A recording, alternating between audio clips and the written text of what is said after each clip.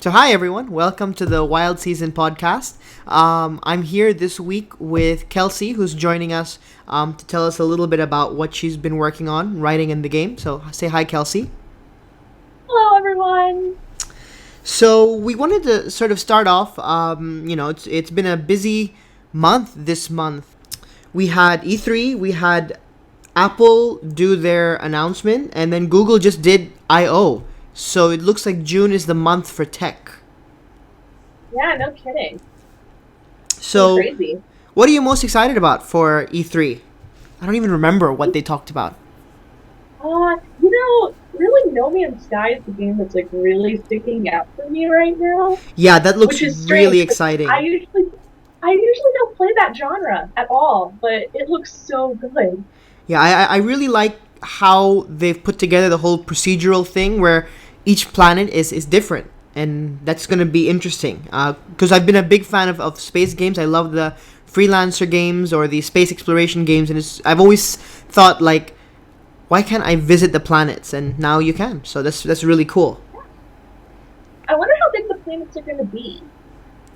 They look pretty big in the demo. Yeah, they did. But they have to generate a lot of those. I mean, everybody keeps asking questions about that, and they're just like, "Don't worry, it works." So I guess we just have to trust them until either we see otherwise, or we're like, "Hey, you're right." It's all good. Okay, so What about you? what am I most excited about? Well, I tried out Battlefield Hardline. That was a lot of fun. I've been a little jaded from shoot 'em up games lately. I feel that they're all a little the same, and Hardline was refreshing. Actually, a lot of the shoot 'em ups this year at E3 were looked quite refreshing. I'm quite excited about the Tom Clancy ones. There's the Division. There's the squad based one. There's Hardline. So yeah, I haven't been this excited for shooting games in a while.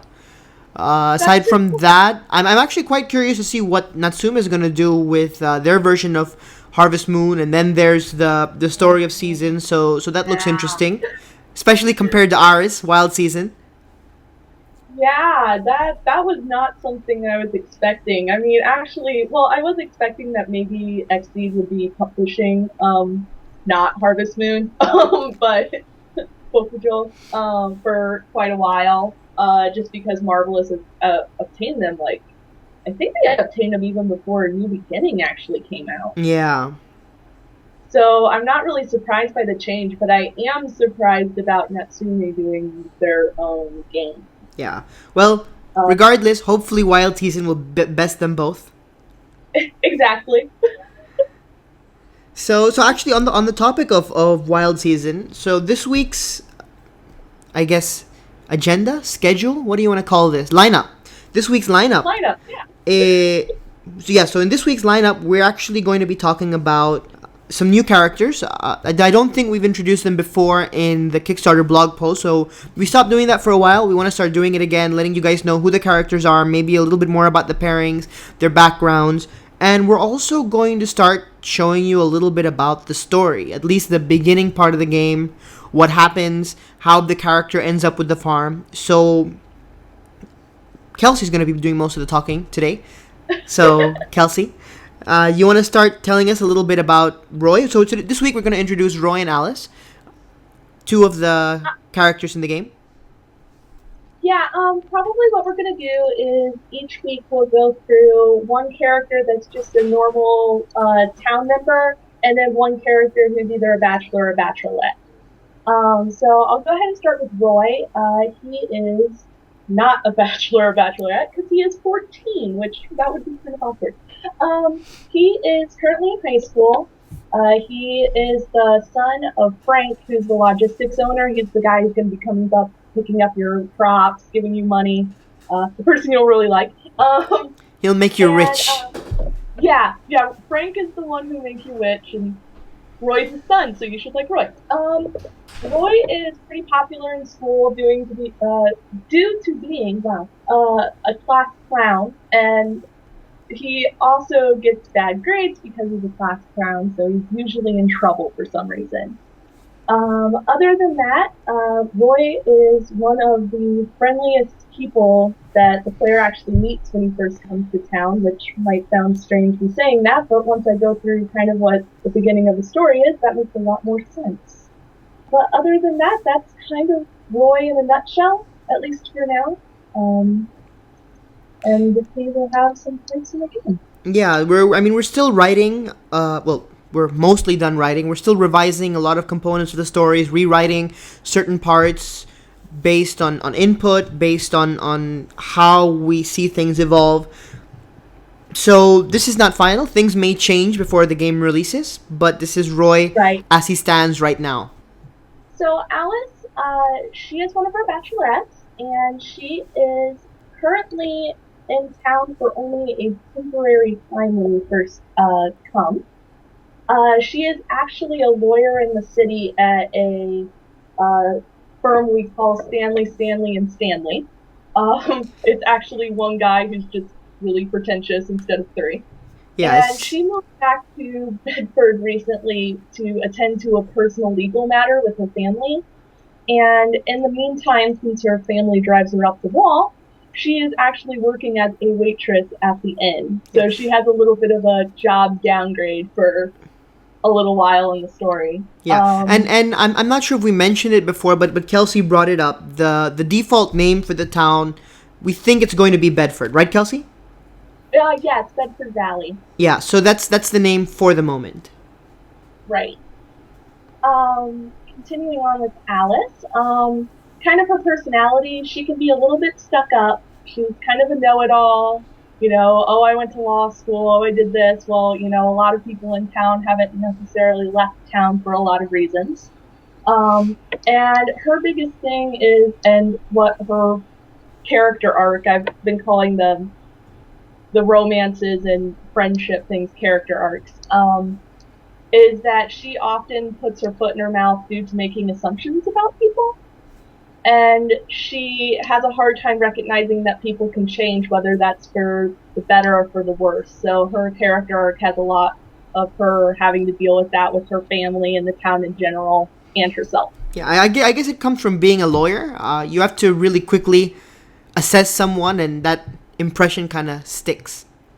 Right. And she's also been out of town for a number of years, and as most of us know, when you come back to a town, everybody has either really not changed or changed in ways you haven't expected, whether those are good or bad, and that's something that she's dealing with. Yeah. So, yeah, that's Roy and Alice. That actually answers some of the questions that we had, or one of the questions that we had from backers. We made a thread in the forum for Q&A questions for the next podcast, this one. So one of the questions was that you guys wanted to hear more about the love interest, more about the characters that we haven't announced yet. Gavin and Denise were specifically requested, but we'd already planned to talk about Roy and Alice this week, so we will make sure we talk about Gavin and Denise next week, or at least one of them. Yeah, I think that Cattell was also mentioned, so maybe we'll do either Gavin or Denise and then Cattell next week. Yeah. Okay, so the next question is from Innocent Lunatic, asking about the demo. So, yes, switching over to 3D did delay the demo. We originally wanted to launch it a little bit earlier. So, next question. It's a more open-ended one, also from Innocent Lunatic. Curious about what feature are we most excited about, or do we want to brag about? That's a tough one. We're not really the bragging kind.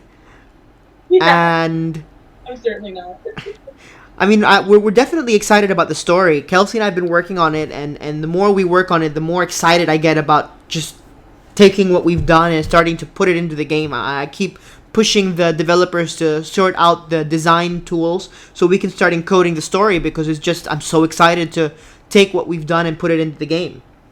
You make me so embarrassed even saying that. Thank you. So, well, what are you excited about, Kelsey? You know, I have really, really liked the art, and I've been helping the artists with getting the character homes all set up and everything, which hopefully some of those will be in the demo so you guys can see it and see whether you like it. But my big thing is that I think that our exteriors of our houses look great in the winter. I know that's like a really, really specific thing. But I just really like the amount of detail that we're starting to put into stuff now that we have our basics all together and we can actually put in that detail. I think it's really cool to see. Yeah, definitely. It's hard to talk about anything else at this point because we've been doing a lot of work under the hood. I know we have a list of features and we have them planned out, but until you take them and you put them into the game, you see them, you play with them, it's kind of hard to pick one specifically. So we've just about finishing all of the under the hood stuff. Now we can start working on all the superficial stuff like, I don't know, mini games, side stories, and basically building up the world. I guess that's something I'm excited about, the world that we're trying to build, and all of the little details that go into that. Right. I mean, obviously, you got to have the stuff under the hood to even be able to build that stuff up visually in the first place. But I'm really excited to see that stuff actually come to life once we're able to do it. Yeah, it's going to be a very pretty hood. Yeah, pretty hood. So, moving on, the next section or the next part of what we want to talk about is we actually want to start telling you guys a little bit about the story. At least the intro part, the part that we're hoping will be in the final version of the demo. So what we'll do is we'll probably have two versions of the demo, the one that we're sending out to you guys now, which will be for backers only, and then we'll have the public demo, which will be a little bit more polished, have components of the story. We're hoping to be able to show it at Gamescom. So that would be pretty cool. Yeah, that would be cool. So, Kelsey, you want to take it away? Tell us a little bit about how the story starts and what happens when the character gets to the town and what's the reception like. I'm really excited about that. Okay, well, let me start with just how the player even gets to farm in the first place. Player, she's pretty down on her luck. She's been living in the city for a while, doesn't really have a job, has some savings left, and that's about it. And she happens upon this real estate agency that has this farm that seems way too good to be true for a price that's way too good to be true. And it's conveniently. It's worth mentioning that it's conveniently priced at exactly the amount of cash the player has on them. Yes, it is conveniently marketed at the savings that the player has, yes. So the player decides, you know what, I don't want to be in the city anymore. I'm going to go and try to be on this farm. So she packs up her stuff and she heads to the town and she gets caught in a storm and crashes her car. And she wakes up in the town that she's supposed to be in, only to find that she doesn't exactly have the warmest welcome. One of the major reasons for that is that this farm was never supposed to be for sale. Nobody should have been able to put it on the market due to several reasons. It was supposed to be later owned by the town itself, and they are very, very skeptical of the paperwork that the players brought with her to even own the farm at all. But it does end up checking out.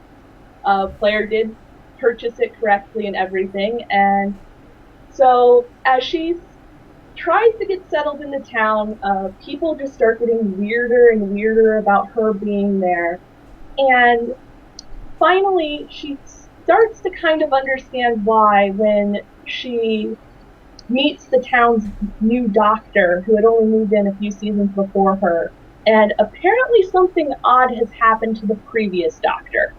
And the two of them join up together to figure out what that was and why maybe the town might be hiding it. So yeah, that's pretty much the intro to the game. From there on, it's kind of a bumpy ride. Yeah, so it's all steeped in mystery and intrigue. You guys can see why we're excited to bring this into the game. It's just gripping. I certainly hope so. Yeah. I So worked really hard on it, so I hope that when the demo comes out with all of this in it, that you guys will really like it and like where it's going. And once the game itself comes out, we'll like where it goes. yeah. So let us know what you guys think about what you've heard today. If you have any questions, post them up on the forum or shoot us a message on Kickstarter. Um, I'll probably make a post about this so the people on Kickstarter as well can just comment in their questions. And that's about it. So this week we decided not to do a live stream. For those of you who are wondering what happened to that, we got a lot of complaints with the demo software we were using with the overlay and stuff, and I was not able to sort it out in time for this week. So we decided this week we're going to record it, and hopefully by next week, if we get all of our streaming stuff in order, we can start doing a stream. If we do get it all set up by next week, it will be at this time, which is, well, it starts at about 10 a.m. here in Asia, which is Hong Kong, Singapore time. In the US, it's 10 p.m. Central, right, Kelsey? Yep. So let us know what you guys think about that. Texas. Let us know what you guys think about those times and dates. The date is going to be Thursday morning here in Asia, Wednesday night at 10 in the US. The ones that may have some problem with this are the Europeans, because they're stuck in the middle. It'll be mid-morning. Let us know what time works better for you guys. We can try and maybe flip it around so it's morning in the US, midday in Europe, and night here in Asia. That could also work. Yeah, just let us know. I mean, since we're kind of on the other side of the world from each other, it's not quite as easy to just get into a room and be like, okay, this is when we're doing it, but we're going to try our best to really make that work out for as many people as possible. Yeah. And Kelsey and I were also talking. Turns out we've both been playing Harvest Moon and Persona to analyze it, get ideas for the game, figure out what they're doing right, what not to do.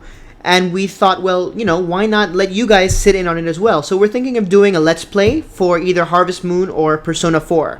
So let us know what you guys think about that. We'll try and live stream it on Twitch, again, once we figure out our streaming stuff.